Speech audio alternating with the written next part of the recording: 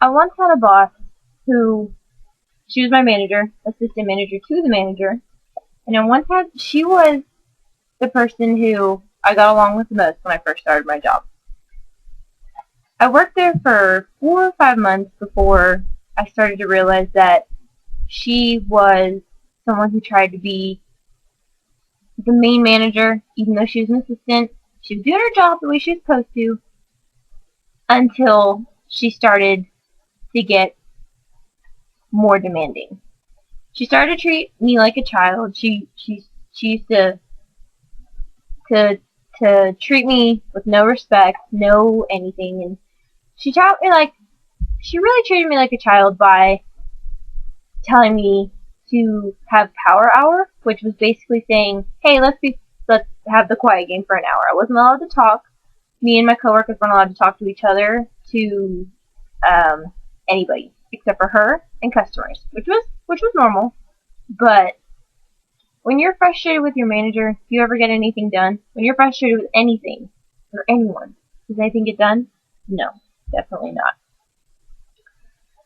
To be a good leader, you have to be you have to be able to have a balance between being friendly with your employees and getting the job done. You need to be able to tell them what to do and not have them get frustrated with you in the least.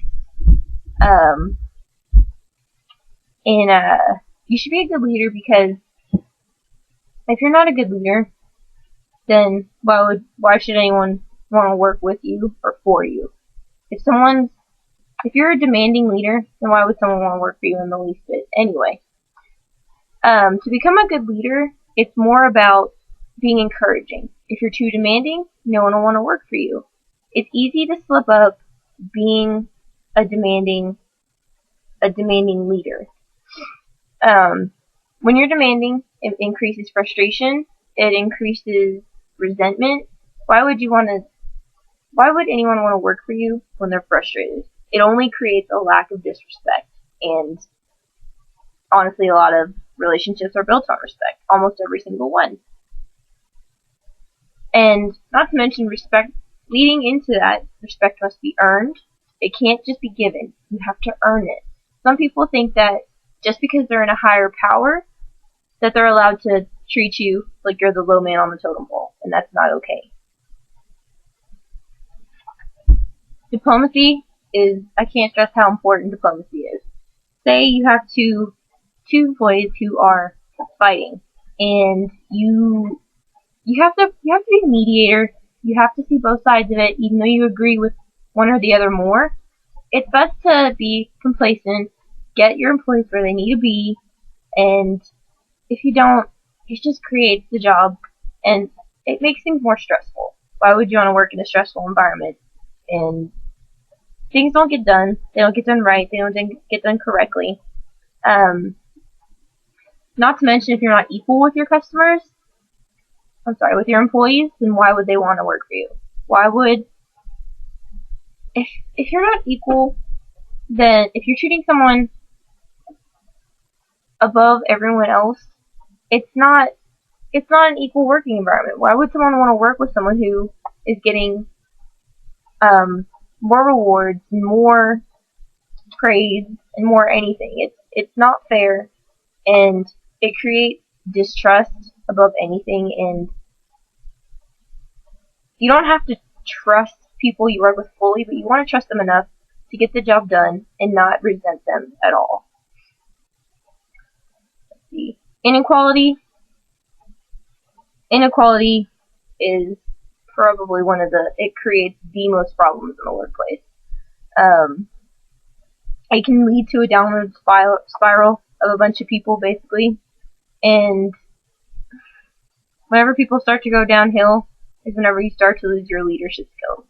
When people you start at the top, and whenever you create inequality, here comes the resentment again, and the frustration, and people starting to not pay attention and do their job half-heartedly. And if someone's not going to put their all into a job, then why would you want them working for you? But then again, you're sitting here thinking, why would I want you as my employee when you could have fixed it in the first place by changing your own methods? Being a good leader is so important these days. At least once in your life, you're going to be a leader. That's just what happens. And it just, everyone can be a leader. Some people say that they're not going to be a leader at least once and not even 2 times in their lifetime. But everyone takes a leadership role, whether they know it or not. It could be not just in the workplace, it could be a family role. I myself work with horses, and you have to prove to them that you're not going to hurt them. You have to prove that you're going to be a good herd leader to them. That's how I look at it. It's all about being patient with them. It's about being patient with the people you're working with, and it's about being understanding. You don't always have to agree with how they're acting, but being a good leader is important. It's an aspect of life that everyone should learn. Treating each other equally, or treating your employees equally, and your coworkers.